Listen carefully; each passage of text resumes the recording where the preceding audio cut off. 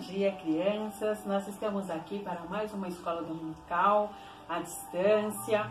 Que bom que temos essa ferramenta, que podemos aprender, né, nas nossas aulas e que podemos nos transformar com cada aula, aprendendo um pouco mais da palavra de Deus.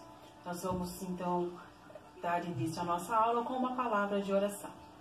Senhor Deus, eu quero te agradecer por este dia, quero te agradecer por cada lar representado pelas crianças, que o Senhor continue suprindo, que o Senhor continue sustentando cada lar, Pai.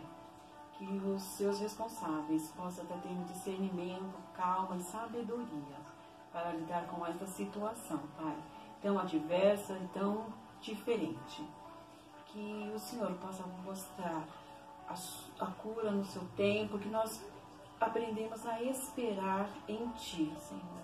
Ter esperança, que no tempo certo virá a cura. Eu oro, eu agradeço em perdão dos nossos pecados, em nome de Jesus. Amém. Crianças, nós vamos continuar então aprendendo sobre o Novo Testamento, falando sobre a vida de Jesus. Então nós estamos chegando aqui no final do ministério dele, né? No final do ministério de Jesus, sobre a crucificação e morte de Jesus. Nós leremos então o texto no livro de Mateus, capítulo 27, do versículo 33 ao 56, que diz o seguinte: E chegando a um lugar chamado Gólgota, que significa lugar da caveira, deram-lhe a beber vinho com fel, mas ele, provando-o, não quis beber.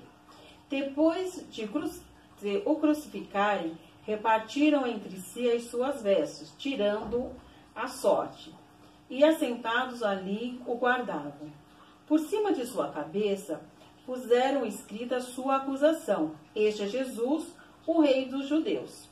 E foram crucificados com ele 2 ladrões, um à sua direita e outro à sua esquerda. Os que iam passando blasfemavam dele, meneando a cabeça e dizendo: Ó tu, que destróis o santuário em 3 dias e o retificas, salva-te a ti mesmo. Se és filho de Deus, desce da cruz.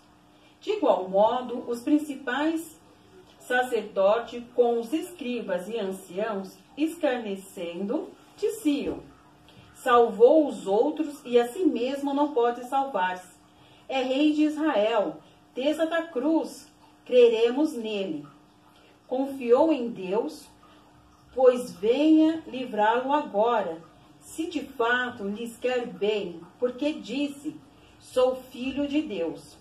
E os mesmos impropérios lhe diziam também os ladrões, que haviam sido crucificados com ele. Desde a hora 6ª até a hora 9ª, houve trevas sobre toda a terra. Por volta da hora 9ª, clamou Jesus em alta voz, dizendo: Eli, Eli, lama sabachthani, o que quer dizer: Deus meu, por que me desamparaste? E alguns dos que ali estavam, ouvindo isso, diziam: Ele chama por Elias. E logo um deles correu a buscar uma esponja e, tendo-a embebido de vinagre, e colocando-o na ponta de um caniço, deu-lhe a beber. Os outros, porém, diziam: Deixa, vejamos se Elias vem salvá-lo. E Jesus, chamando outra vez em grande voz, entregou o Espírito. Eis que o véu do santuário se rasgou em 2 partes, de alto a baixo. Tremeu a terra, fenderam-se as rochas, abriram-se os sepulcros e muitos corpos santos que dormiam ressuscitaram. E saindo dos sepulcros, depois da ressurreição de Jesus, entraram na cidade santa e apareceram a muitos. O centurião e os que com ele guardavam a Jesus, vendo o terremoto e tudo o que se passava, ficaram possuídos de grande temor e disseram: Verdadeiramente este era filho de Deus. Estavam ali muitas mulheres observando de longe eram as que vinham seguindo a Jesus desde a Galiléia para o servirem. Entre elas estavam Maria Madalena, Maria, mãe de Tiago e de José, e a mulher de Zebedeu. Então, crianças, desde a saída, desde a entrada triunfal, né, até a chegar na morte, aconteceram várias coisas nessa semana, de domingo a domingo. Nós vamos listar aqui alguns dos acontecimentos. Foram mais de 20 acontecimentos nessa semana. Então, nós tivemos a figueira seca, Jesus purifica o templo, Jesus prediz a sua morte, Jesus conta algumas parábolas, o questionamento sobre a cerca do tributo a César, o maior mandamento, Cristo Senhor de Davi. Nós temos os sinais do final dos tempos, o plano para tirar a vida de Jesus, Jesus ungido em Betânia, o pacto da traição, o traidor é indicado, a ceia do Senhor, lava-pés, Jesus prediz a negação de Pedro, Jesus promete o Espírito Santo, Jesus no Getsemane, Jesus é preso, Jesus diante do Sinédrio, Pedro nega Jesus, tem o suicídio de Judas, Jesus perante o Pilatos e os gritos de crucifica-o, Jesus é entregue aos soldados. Então nós vemos que depois que Jesus teve a entrada triunfal, essa mesma multidão que está aplaudindo, que está exaltando ele, vai chegando no final de semana, mandando crucificá-lo.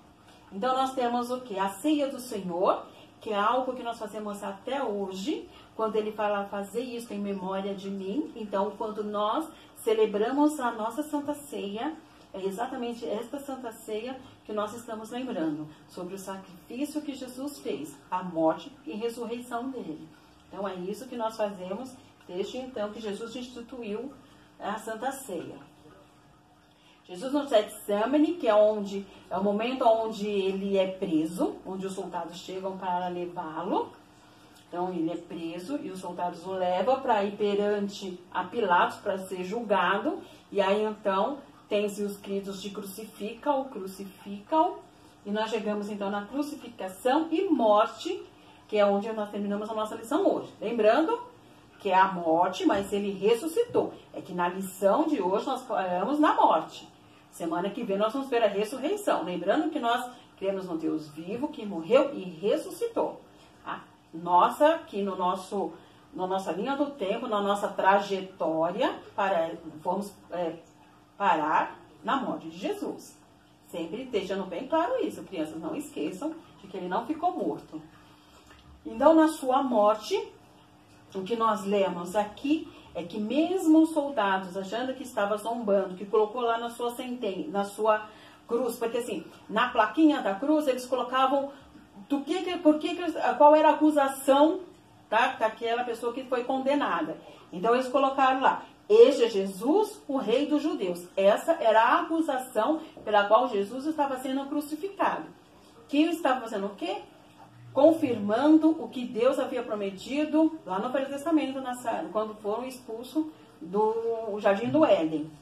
E nós vemos também que no decorrer, na crucificação, nós temos o quê? Todo tempo, Jesus está com Deus. Jesus é filho de Deus, Jesus é Deus. Mas Deus, ele não suporta o quê? O pecado. E quando Jesus, ele diz assim, Deus meu, por que me desamparaste? Era exatamente na hora que ele estava sendo o cordeiro, que ele estava levando todas as nossas culpas, de todos os nossos pecados. Então, neste momento, ele é separado de Deus. E ele, então, morre, fazendo o papel do cordeiro que tira o pecado do mundo. Fazendo o papel, ele morre para que nós possamos ter a vida. Então, para que nós possamos ter vida, teve que ter uma morte.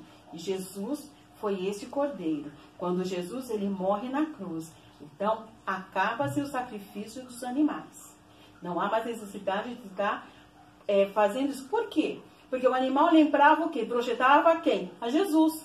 Se Jesus veio, não tem mais sentido de ter esse ritual. Não tem mais necessidade de fazer com que tenha essa matança dos animais. Não tem mais a necessidade de ter um sacerdote intermediando o nosso acesso a Deus.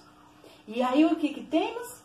O que faz? Rasga-se o véu do templo. Ele rasga de cima para baixo. Deus falando, o meu filho veio. Então, ele rasgou, abriu-se o véu. Nós temos acesso a Deus. Mas somos pecadores, então não podemos ter acesso. Ou tem acesso ou não tem acesso. Não, por causa dos nossos pecados. Mas através de Jesus, através do Cordeiro de Deus, que veio no mundo, então, nós temos acesso a Deus. Só através do Cordeiro, por conta do sangue que Jesus verteu na cruz, é que nós tivemos acesso a Deus. Então, nós vemos o quê? Que no final, os próprios soldados reconheceram de que Jesus é verdadeiramente Filho de Deus. Por quê? Por causa de todos os acontecimentos que teve na natureza. A escuridão, os terremotos, os rachar das rochas, o próprio depois, eles ficaram provavelmente sabendo o rasgar do véu. Então, quando teve toda essa movimentação, eles também estavam reconhecendo que Jesus é o Filho de Deus. E é esse que nós temos que fazer, crianças. O que Jesus, quando veio aqui, nos ensina? É falarmos do seu amor, de sabermos que os eleitos por Deus estarão herdando os céus. Mas quem são os eleitos? É soberania de Deus. Nós sabemos que quem vai lá, quem vai entrar nos céus, são os eleitos. E que nós temos certeza de que nós temos que buscar fazer a nossa parte e Deus vai fazendo o que Ele está prevendo. E aí então nós vamos ver o nosso versículo de hoje, que diz o quê? Em verdade vos digo, quem crê em mim tem a vida eterna. João 6,47.